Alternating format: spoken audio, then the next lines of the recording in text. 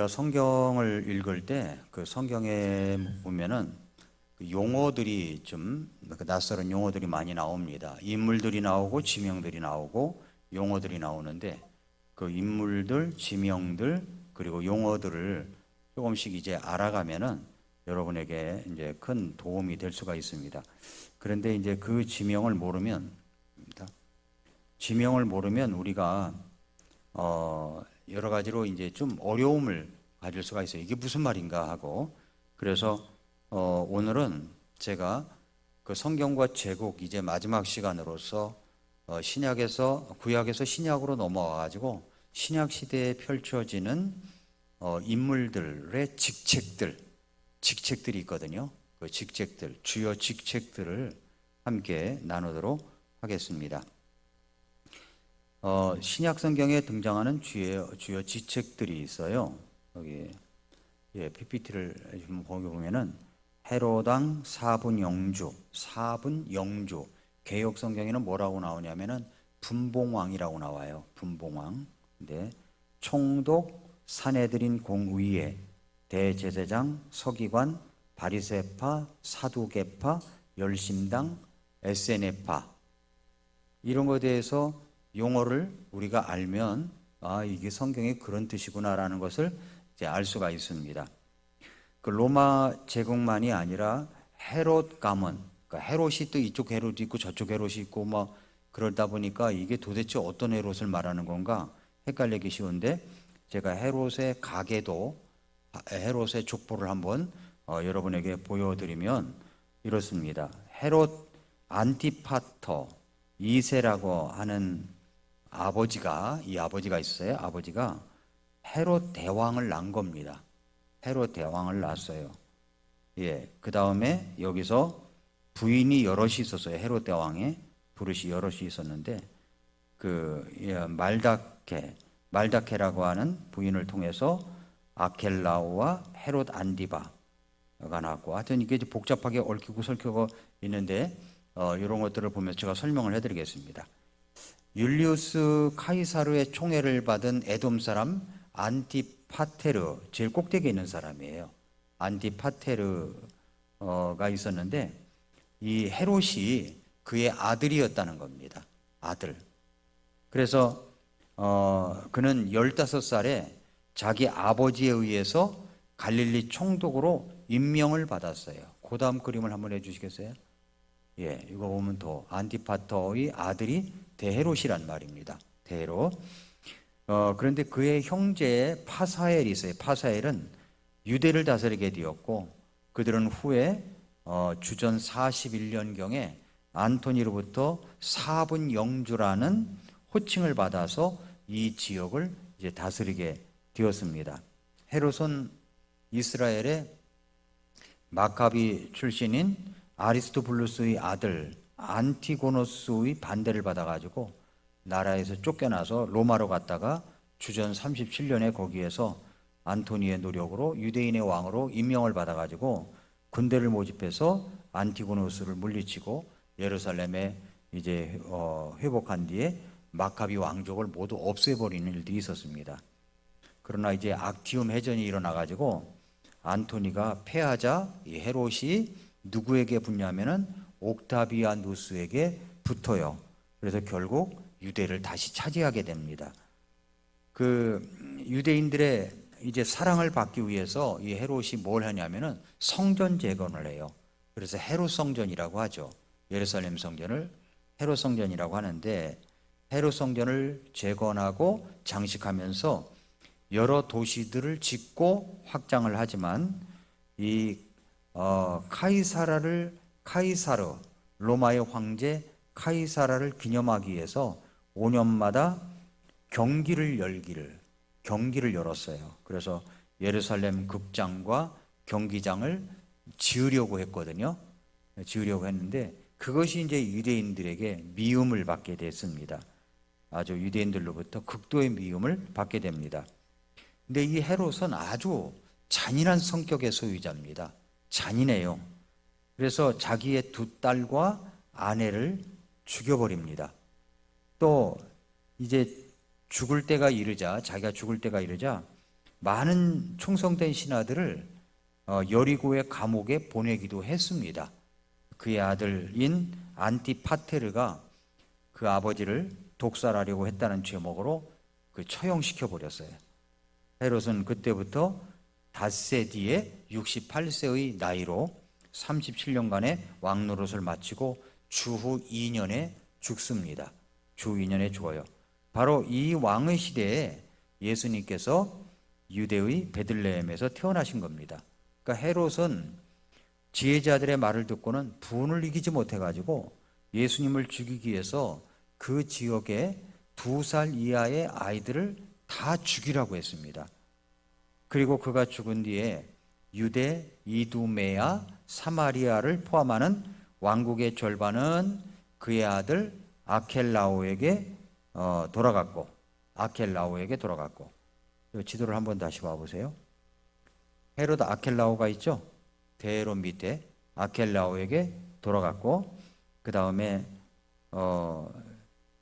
헤롯 안디바와 나머지는 둘로 쪼개져 가지고 다른 두 아들, 즉 헤롯 안디바와 헤롯 빌립에게 좀 나누어 가지고 주었습니다.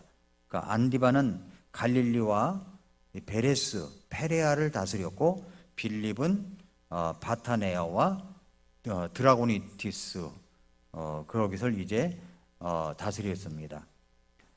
그런데 예수님 탄생 그 해에 정말 그는 죽었습니다.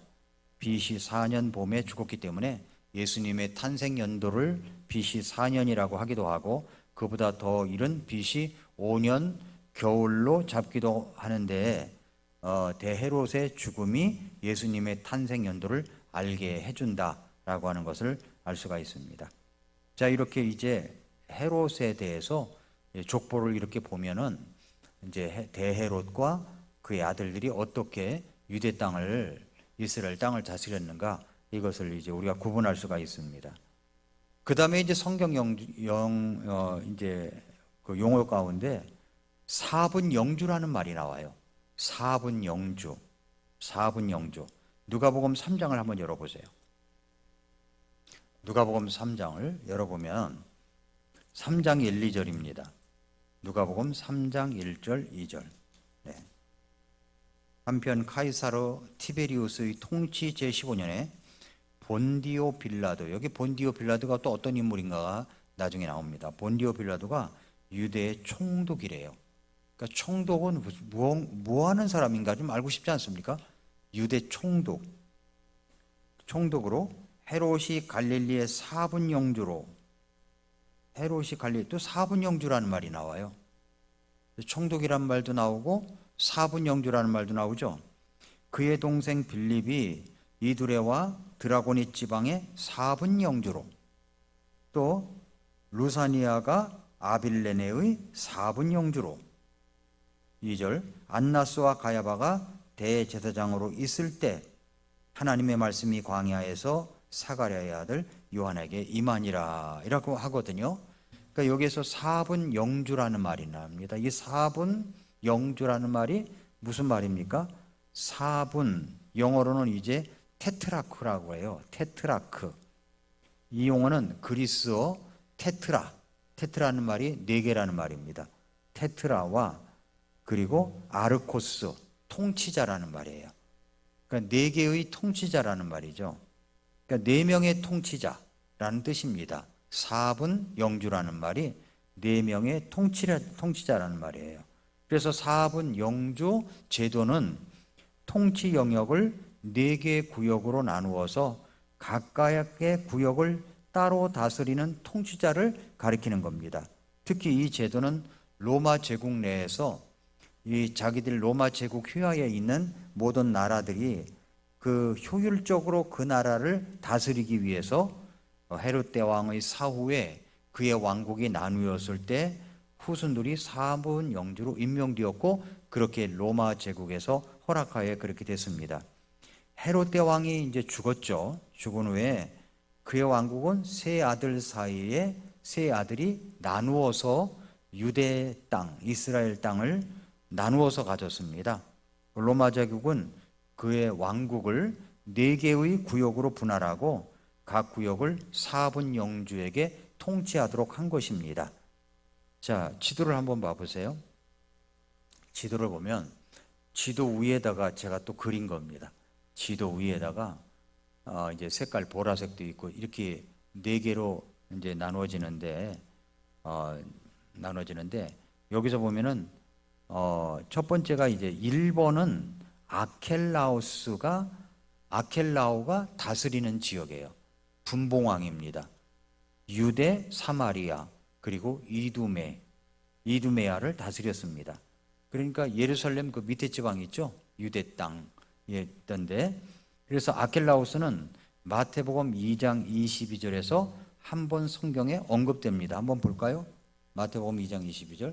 제가 이야기하는 구절들을 여러분이 찾을 때는 밑줄을 그어놓으면 나중에 이제 도움이 됩니다. 2장 22절에 보니까 2장 20절에 그러나 아켈라오라는 말이 나오죠? 아켈라오가 이분이 4분 영주예요. 그러니까 1번, 저 지도에서 1번, 그러니까 사마리아, 유대 이곳에 있는 왕이라는 겁니다. 그 지도를 보여줘 보세요. 예, 1번 보라색으로 되어 있는 저 땅을 아켈라오가 다스렸다는 겁니다.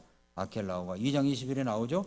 2장 20일 아켈라오가 그의 아버지 헤롯을 대신하여 유대에서 통치한다는 것을 듣고 그 무서운 헤롯 왕이 대헤롯이 죽었습니다. 그래서 아켈라오가 다스린다고 하니까 이제 예수님이 다시 거기로 가기를 두려워하였지만 그럼에도 불구하고 꿈에 하나님으로부터 경고를 받은 뒤 옆으로 돌아서 갈릴리 지방으로 돌아갔다. 그런 얘기가 나오는 겁니다. 여기에 아켈라오가 나옵니다. 아켈라오라는 말이 나옵니다. 아켈라오는 유대 예루살렘과 사마리아와 이두메아, 에돔 지역을 분할받아 가지고 이제 다스렸습니다. 그 다음에 이제 헤롯 안티파스가 나와요. 안티파스 지도에 보면은 2번 되어 있는 거 있습니다. 2번 색깔이 비슷비슷해서 그런데 헤롯 안티파스가 갈릴리와 이 베레아 오른쪽에, 그러니까 사해 오른쪽에, 지도로 보면 오른쪽에 있는 지역입니다. 거기를 다스렸어요. 그러니까 예수님의 고향 갈릴리와 그리고 베레아를 다스렸던 대헤롯의 아들 4분 영주입니다. 헤롯 안티파스가. 그렇기 때문에 예수님의 공생의 3년 중에 나오는 헤롯 왕은 바로 이 헤롯 안티파스를 말하는 거예요. 안티파스. 이걸 잘 헷갈리지 말고 이걸 잘 알아야 됩니다. 예수님의 고향인 갈릴리 4분 영주였으므로 이 사람에 대한 언급이 3번 나옵니다. 헤롯 빌립, 그 4분 영주 빌립이 아닙니다. 헤롯 빌립, 다른 빌립이에요. 헤롯 빌립의 아내 헤로디아와 결혼한 헤롯 왕입니다. 그래서 침례 요한은 이 사건을 질책하죠. 결국은 이 헤롯 안티파스가 침례 요한을 죽인 장본인입니다. 헤롯 안티파스가 침례 요한의 참수 이후에 예수님의 활동이 활발해지자 이거 죽었던 요한이 살아난 거 아니냐 해서 매우 두려워했던 적이 있습니다. 누가복음 9장 7절에 한편 4분 영주 헤롯이 그분께서 행하신 모든 일에 대하여 듣고 당황하였으니 이는 어떤 이들은 요한이 죽은 자들로부터 일어났다 하고 라고 이야기하고 있습니다. 그리고 예수님을 매우 만나고 싶어 하기도 했습니다. 그러나 예수님은 이 헤롯을 가리켜서 여우라고 했어요. 여우, 아주 교활한 사람이라고 했어요. 마지막에 예수님은 이 헤롯에게 신문을 받습니다. 그도 아버지를 닮아가지고 건축광이었고 갈릴리 디베리아의 도시도 건설했던 인물입니다. 헤롯 안티파스입니다. 그 다음에 이제 헤롯 빌립입니다. 자, 지도에 보면은 이제 3번이에요. 3번인데 저 꼭대기 위에 있죠? 위에 보면은 골란 지방, 그러니까 바타나이아 등의 북동부 이제 지역을 통치했는데 빌립이 다스리던 이 갈릴리 북동부 지역은 주로 이방 사람들이 많이 사는 곳이었습니다. 그러니까 데가볼리 지역이라고도 하죠. 우리가 잘 아는 가이사랴 빌립보는 그가 세운 도시였습니다. 로마 황제 카이사라를 기리기 위해서 지은 도시인데 카이사르 이 도시가 이제 세워졌는데 건축광 아버지 대헤롯이 세워졌습니다. 그런데 세웠는데 바울이 예루살렘에서 체포된 후에 로마에 재판받으러 가기 전에 2년 동안 억류됐던 곳이 있었어요. 가이사랴라고 하는 곳이 지중해 연안에. 그런데 거기 있었는데 그 도시와 구분하기 위해서 이제 자기 이름도 붙여가지고 가이사랴 빌립보라고 한 거예요. 가이사랴 빌립보라고 이름을 붙였습니다. 그 북쪽에, 이스라엘의 저 북쪽에 헬몬산 자락에 있는 휴양 도시예요. 그 가이사랴 빌립보 그 근처에 가면은 물이 많고 숲이 많습니다. 아주 살기 좋은 곳이에요. 휴양 도시라고 그래요. 제자들과 함께 가이사랴 빌립보에 가신 예수님이 그렇게 물으신 적이 있죠. 사람들이 나를 누구라고 하느냐라고 물으셨던 곳이기도 합니다. 가이사랴 빌립보.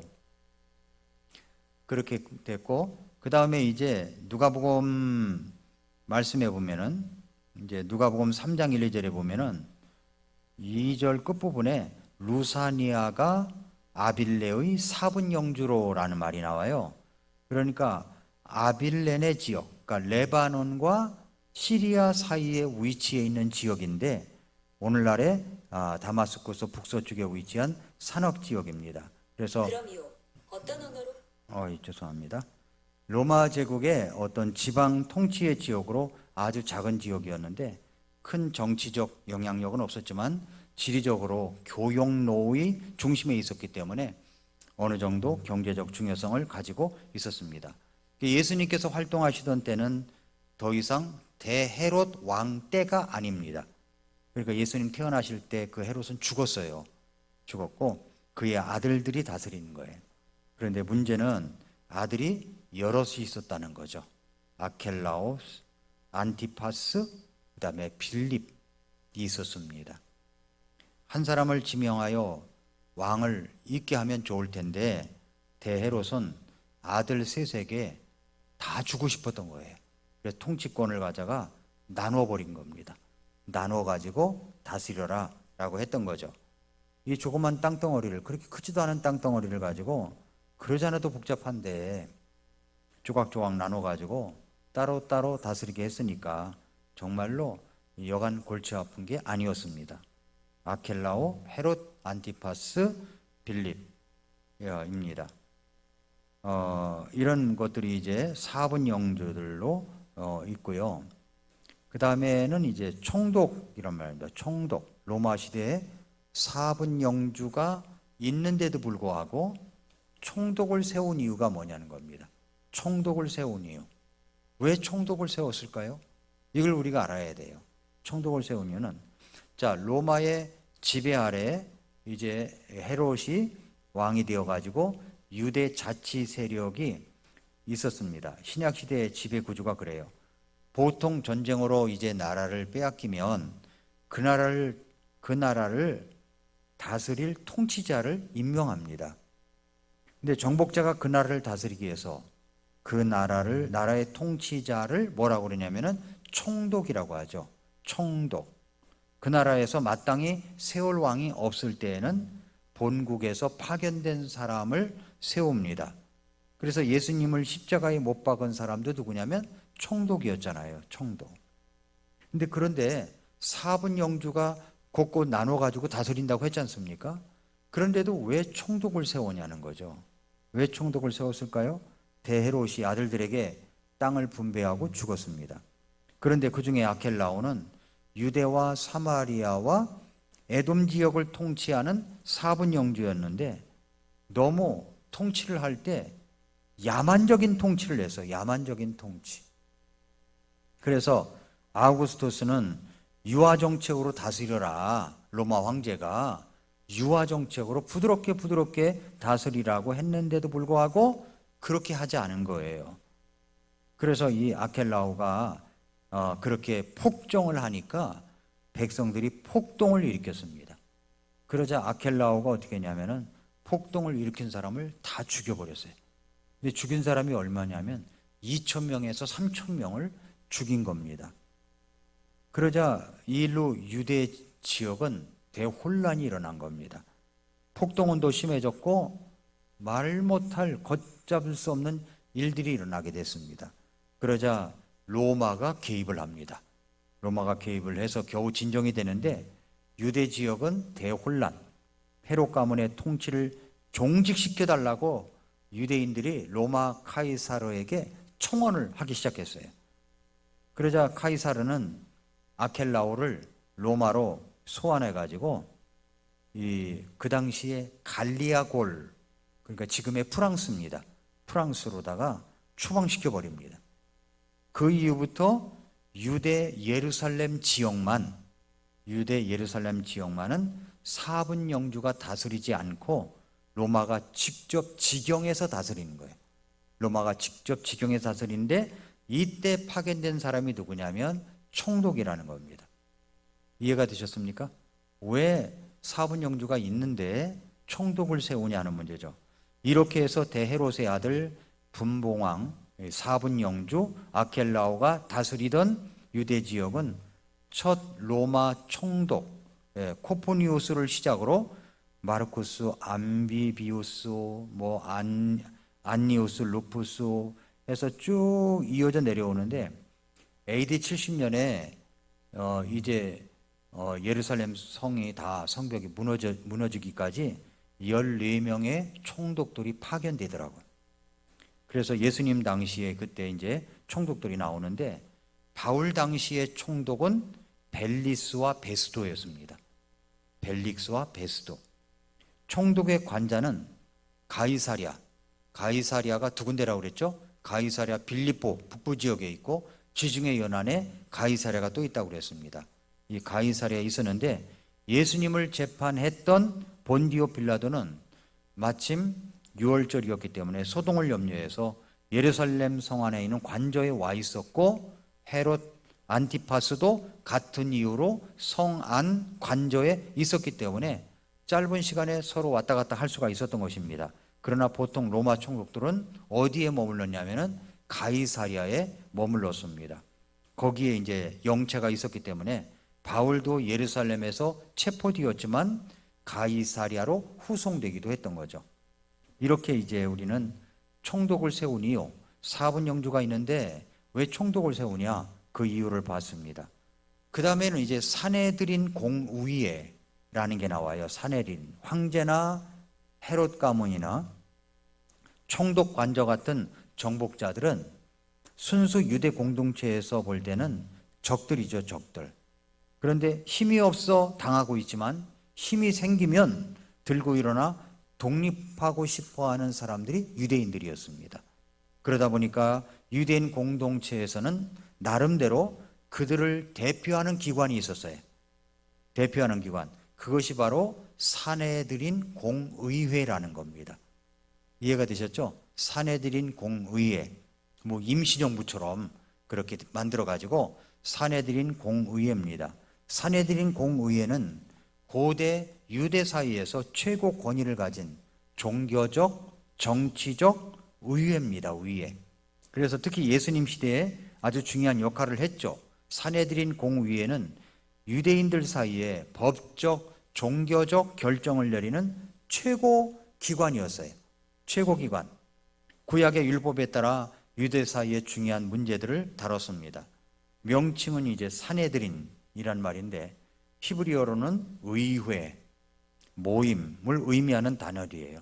사내들인이. 이 의회는 주로 종교 지도자들과 율법학자들로 구성되었습니다.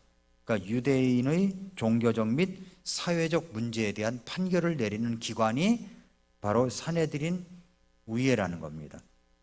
이 사내들인 공의회는 71명의 회원으로 구성이 됐어요. 71명. 이는 모세와 함께 이스라엘 다스린 70명의 장로들의 전통에서 유래한 겁니다. 대제사장이 공의회의 수장이었습니다. 수장. 그리고 이제 나머지 구성원들은 주로 사두개인과 바리새인으로 나뉜 율법학자 또 그리고 장로들로 이루어져 있었습니다. 사두개인은 이제 부유한 귀족 중이에요. 부유한 귀족 중. 그래서 성전의 제사와 제사장 직무를 중요시했고, 바리새인은 율법을 엄격히 지키는 종교 지도자들이었습니다. 이들의 역할은 뭐냐면, 산헤드린 공의회는 앞서 말씀드린 대로 유대 사회에서 최고의 사법기관입니다. 주로 종교적, 도덕적, 정치적 문제를 판결했던 기관이고, 또 성전 관련 문제, 율법 해석 문제, 종교적 범죄에 대한 재판을 담당했습니다. 이 중에서도 사형을 선고하는 권한이 있었지만 로마의 통치 아래에서는 사형을 집행할 수 있는 최고 결정권은 없었어요. 사형을 선고는 해요. 그런데 사형 집행은 로마의 허락이 있어야 된다는 이야기입니다. 그래서 예수님을 재판할 때 로마 총독인 본디오 빌라도의 승인을 받아야 했던 겁니다. 자기들은 사형을 의결했어요. 근데 본디오 빌라도의 승인을 받기 위해서 본디오 빌라도에게 가잖아요. 그 와이프가 절대 손을 대지 말아라 하고 이야기를 했던 이야기가 있지 않습니까? 그래서 산헤드린 공의회는 유대인의 어떤 종교적 일상과 관련된 중요한 문제들을 결정하고 유대 공동체 내에서 질서를 유지했던 기관이다라고 하는 겁니다. 이해가 되셨습니까? 신약 성경에서의 많은 역할들이 있는데, 로마의 빌라도 총독, 이렇게 빌라도 총독을 여러분이 기억하시면 되겠습니다. 사도행전에 보면은 이제 초대교회의 지도자인 베드로와 요한이 산헤드린 앞에 서서 예수님의 부활을 전한 사건이 나옵니다. 사도행전 4장에 보면 그 얘기가 나오고, 그래서 산헤드린은 언제까지 유지가 됐냐면은 유대인들의 독립전쟁이 기원후 66년에서 70년 사이에 있었습니다. 예루살렘 성전이 파괴되고 로마의 강력한 통제로 인해서 점차 약화가 되더니, 이로 인해서 산헤드린 공의회의 정치적 영향력은 크게 감소가 되었고 이제 역사적 역할을 거의 잃어버리게 됐다. 70년 이후에는 그렇다는 걸 알아두면 되겠습니다. 그 다음에 이제 나오는 직책 가운데 대제사장이 나옵니다. 대제사장. 누가복음 3장 2절에 보니까 3장 2절을 보세요. 누가복음 3장 2절에 안나스와 가야바가 대제사장으로 있을 때라고 나오죠. 대제사장으로 있을 때 하나님의 말씀이 광야에서 사가랴의 아들 요한에게 임했다라고 했습니다. 산헤드린이 유대인 자치 세력으로 최고 기관인데 한 개인으로서도 또 대장이 있었어요. 대장. 유대인 공동체는 신앙 공동체였기 때문에 과거 에스라 이래로 대제사장이 최고 지도자로 인정받았습니다. 그래서 최고의 위치라고 볼 수 있는 직책이라면 대제사장인 거예요. 대제사장. 예수님 당시에도 대제사장이 산헤드린의 주역이었습니다. 종교 당파로 말한다면 이들은 사두개파예요. 사두개파. 이렇게 외형적으로 유대인들을 종교적으로 이끌어가는 지도자가 대제사장이었다라는 것을 생각해 볼 수가 있고, 그런데 말이 대제사장이지 백성들을 영적으로 이끌어가기보다는 사실은 로마나 헤롯이나 총독에게 빌붙어 가지고 자기의 권력을 즐긴 사람들이에요.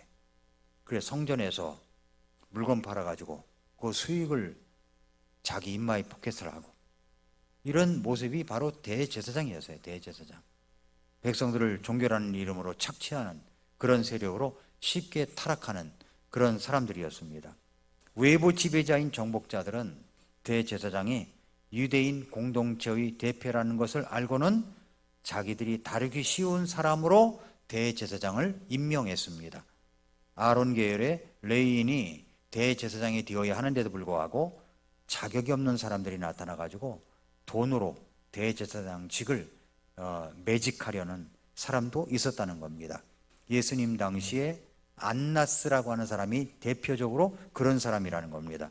여기 3장 2절에 그랬죠. 안나스와 가야바가 대제사장으로 있을 때, 안나스가 대표적으로 돈으로 대제사장직을 매수한 사람이라는 겁니다. 성전에서 재물을 팔아가지고 돈을 버는 장사까지 했어요. 예수님 당시 예루살렘 성전의 모습이 이런 모습이었습니다. 예수님이 예루살렘에 들어가시니까 전부 다 이 물건 사고 팔고 하는 사람이 있다고 그랬잖아요. 그랬더니 채찍으로 다 내쫓았다고 하는 이야기가 바로 그런 모습이 있었기 때문에 내쫓았다라고 볼 수가 있는 겁니다. 그 다음에 이제 뭐가 나오냐면 서기관, 율법사, 랍비가 나와요. 서기관, 율법사, 랍비. 근데 먼저 회당이라는 말이 나와요. 회당이라는 것은 뭐냐면 팔레스타인 땅 본국에 사는 유대인들은 어쨌거나 성전이 있으니까 성전이라도 출입하면서 하나님 앞에 경배와 예배를 드렸는데 온 세계에 흩어진 유대인들이 있었어요. 이것을 뭐라고 하냐면 디아스포라라고 하죠. 예배할 곳이 없었어요. 자기들이 모일 곳이 없었습니다. 그래서 나름대로 흩어지지 않고 모여서 율법을 배우고 유대 정신을 이어갔던 장소가 회당이라는 거예요. 회당. 전에도 말씀드렸지만 사도 바울이 데살로니가에 가서도 제일 먼저 가는 곳이 회당이었죠. 가는 곳이 회당입니다. 왜냐하면 회당에 유대인들이 모여 있으니까 복음을 전하기가 쉬운 겁니다. 왜냐하면 구약성경 배경으로다가 십자가에 예수님의 죽음과 부활을 가르쳤다고 데살로니가에서도 그런 일을 했다는 것을 지난 주일날 오후 시간에 말씀드렸잖아요. 그래서 유대 정신을 있게 하는 집회 장소가 바로 회당이다 하는 거 알아야 되고요. 그러면 서기관은 뭐냐? 마태복음 2장 4절 우리가 읽은 말씀에 보면은 그가 모든 수제사장들과 백성의 서기관들을 함께 모아. 자, 서기관이 나오죠? 회당에서 제사를 드리는 것은 아니지만 율법을 가르치고 유대인의 정체성을 갖도록 교육했는데 회당은 이방 땅뿐만 아니라 포로기환 때 돌아온 사람들이 사는 유대 땅에도 당연히 세워졌습니다. 이 운동은 원래 제사장 겸 서기관이었던 에스라가 처음에 했던 일입니다. 그래서 이제 그렇게 서기관이 말씀을 가르쳤다는 거고, 그 다음에 이제 율법교사, 지혜교사, 랍비라는 말이 나옵니다.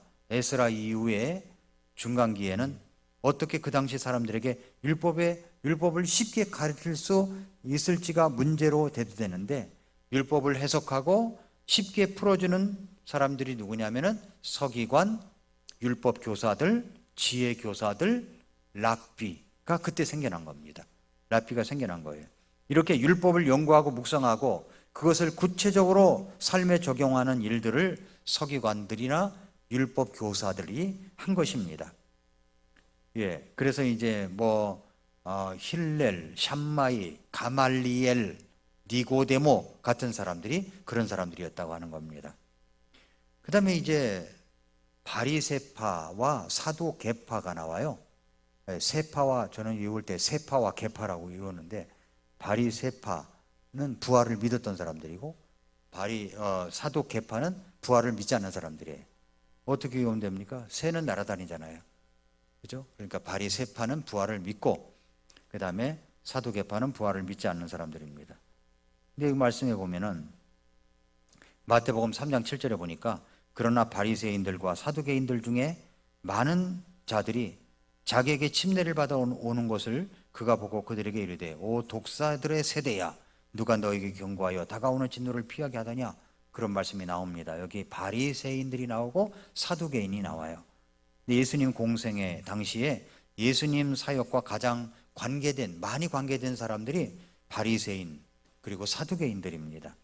바리새파라는 명칭은 어떻게 생기는가 하면 정확치는 않아요. 그렇지만 이 말은 분리되다, 구별되다라는 의미를 갖고 있어요. 바리새파라는 말이 바리새파라는 명칭이 분리된 자들과 관계된 말이라면 아마 이 말은 마카비 가문의 거룩한 전쟁에 참여한 전사들을 구별된 자로 보기 시작한 데서 온 것이 아니냐, 그렇게 학자들이 보고 있습니다. 거룩한 자들이니까 부정한 것을 철저히 구별했습니다. 정결례식과 먹는 법, 안식일, 계명 등을 엄격하게 지켰던 사람들이 바리새파 사람들이에요. 백성들은 그런 사람들을 굉장히 존경했습니다. 인정받는 그룹이 나온 거죠. 왜냐하면 제사장권을 사고 팔았던 헬라 시대를 지나오면서 제사장 그룹 자체를 인정할 수 없었던 사회 분위기 때문입니다. 그러니까 바리새인들은 민중이라는 세력을 등에 업고 있었다는 말이죠.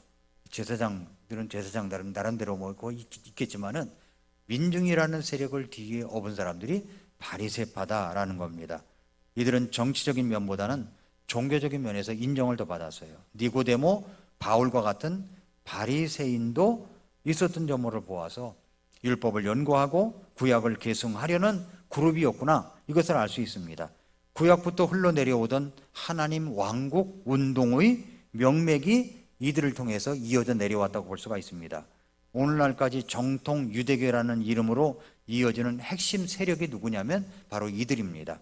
AD 70년 유대전쟁으로 예루살렘의 멸망과 함께 사라진 사두개파에 비하면 이 바리새파는 유대교의 핵심이라고 할 수가 있습니다. 그럼 사두개파는 뭐냐? 사두개파는 예수님 공생의 당시에 예수님의 사역과 가장 많이 관계된 사람들이 바리새파와 사두개파라고 그랬죠.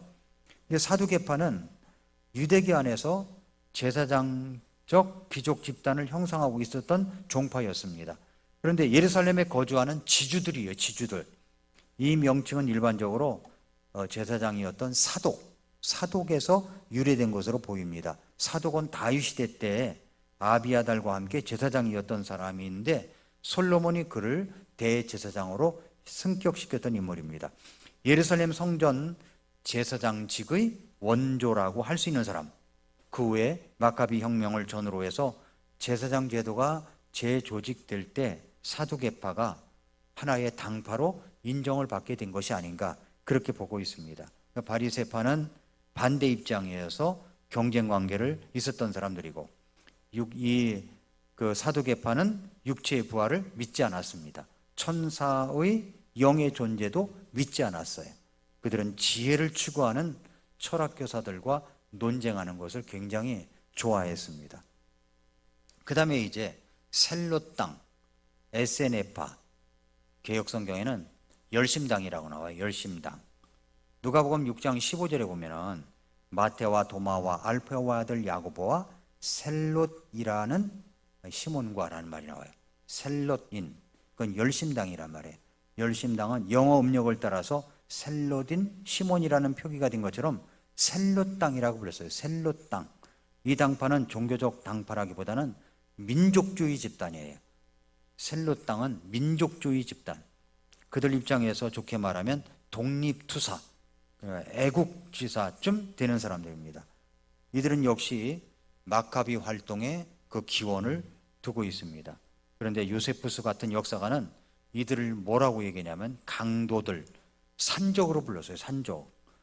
맹렬한 반로마주의자들이면서도 또한 유대 종교 지도자들이니까 기득권 세력자들에 대해서도 아주 적의를 갖고 있었던 민족주의자다라고 하는 겁니다.